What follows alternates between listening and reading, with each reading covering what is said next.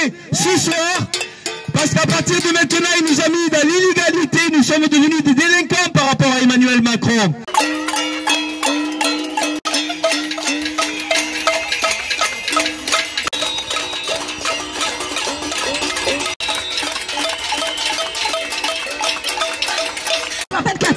Je suis comme lui, j'ai pas grand chose à vous dire, à part révolution quoi, parce qu'on va pas se laisser faire.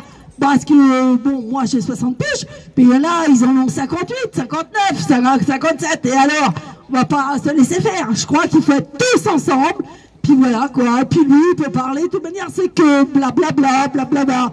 Voilà, merci.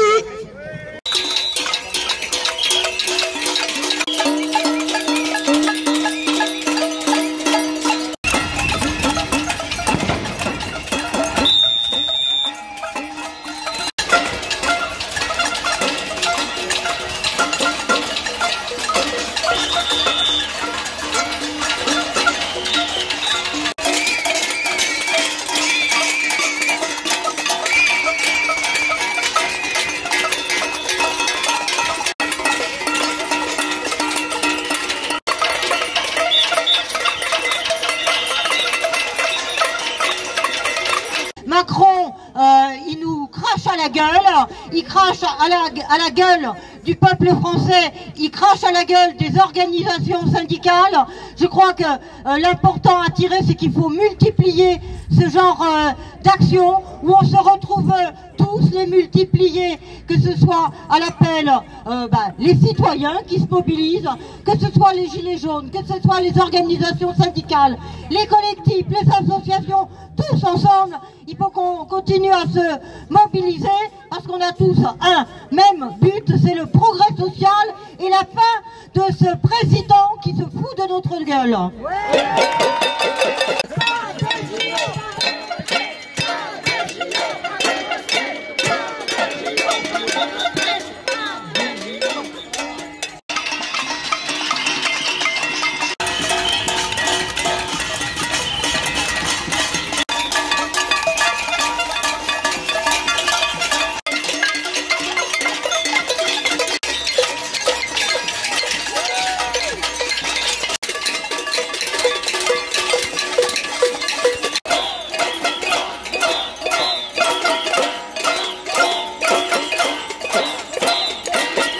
Monsieur a le porte-monnaie facile, surtout quand c'est le nôtre.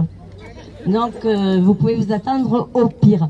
Alors on pourrait s'entraîner comme ça, faire des spectacles pour lui donner un peu d'argent parce qu'il n'y arrive pas, visiblement il ne va pas y arriver. Enfin moi je veux le remercier ce soir parce que grâce à lui, on n'est plus que jamais nombreux contre lui. De toute façon maintenant, c'est monsieur 20% et je ne sais même pas s'il y arrive. Hein, mais péniblement, monsieur 20%. Alors comme je sais qu'il n'est pas fort en maths, la preuve, il nous met des milliards et des milliards de dettes, et il est absolument nul. Il ne s'est pas aperçu qu'il a moins de 20%. Mais lui, il est persuadé qu'il a une majorité avec 20%. Alors, il ne comprend pas. Je ne sais pas, il va falloir qu'on fasse comme lui, qu'on lui explique. Hein. Mais je pense qu'il va falloir l'expliquer autrement que gentiment, parce que comme ça, il ne comprend rien. Je suis désolée. Mais enfin, ravi que nous soyons tous ensemble ce soir.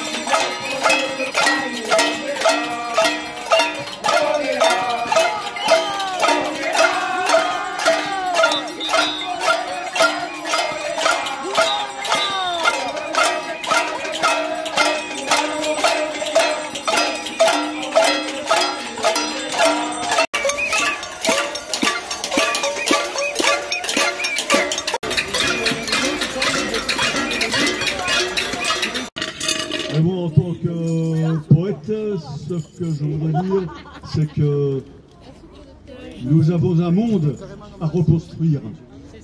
Voilà.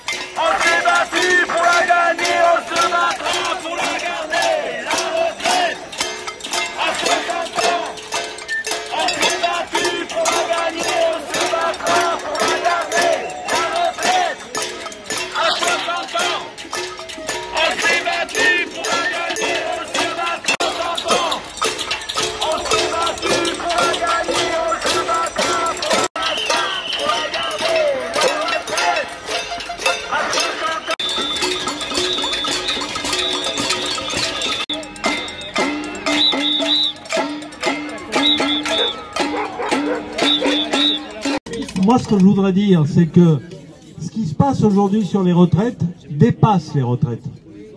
Voilà. Oui, ça dépasse les retraites. Parce que tous les ans, nous donnons 157 milliards aux grandes entreprises, tous les ans. Et ce gouvernement et ce président a voulu nous dire qu'il ne pouvait pas trouver 12 milliards et que pour ça, il allait ôter 2 années de vie aux gens. Eh bien, je dis que ça, c'est un mensonge éhonté. Et que ce que vient de faire le Conseil constitutionnel est une honte. Parce qu'elle donne au pouvoir exécutif la possibilité de s'asseoir sur tout. Et donc, quand je dis qu'on dépasse les retraites, on est au-delà de ça. On est sur la question démocratique et sur la question des libertés. Ce régime est en crise totale. Il n'a pas l'appui de la population. Et moi, je voudrais rappeler 3 articles. Ceux de la Constitution de 1793. Ils disent quoi? Article 25. La souveraineté réside dans le peuple. Elle est une et indivisible, imprescriptible et inaliénable. L'article 28, il dit quoi? Un peuple a toujours le droit de revoir, de réformer et de changer sa constitution. Une génération ne peut assujettir à ses lois les générations futures. Et l'article 35, il dit encore autre chose. Quand le gouvernement viole les droits du peuple, l'insurrection est pour le peuple et pour chaque portion du peuple le plus sacré des droits et le plus indispensable des devoirs. Eh bien, c'est ça.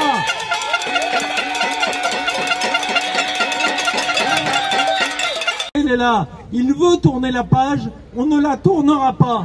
On ne la tournera pas. C'est une question de droit, de liberté et d'égalité et de vie. Donc, on ne la tournera pas. On sera là à tout moment. Quand il parlera et quand les députés de la majorité présidentielle, on en a un dans le département, il ne faut plus le laisser tranquille.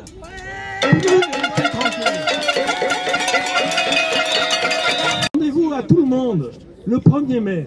Le 1er mai doit être un raz-de-marée social. Ça a un sens, le 1er mai. C'est le jour des travailleurs, pas la journée du travail. Ça, c'est monsieur Pétain qui l'avait dit. Non, c'est la journée des travailleurs. On s'est battu à l'époque pour les 8 heures journalières, pour les 40 heures hebdomadaires, pour les semaines de congés payés et pour la retraite par répartition. Donc le 1er mai, il faut que les rues de ce pays soient envahies. Que M. Macron comprenne qu'il a beau passer à la télé, nous ne l'écoutons pas et nous n'en voulons plus.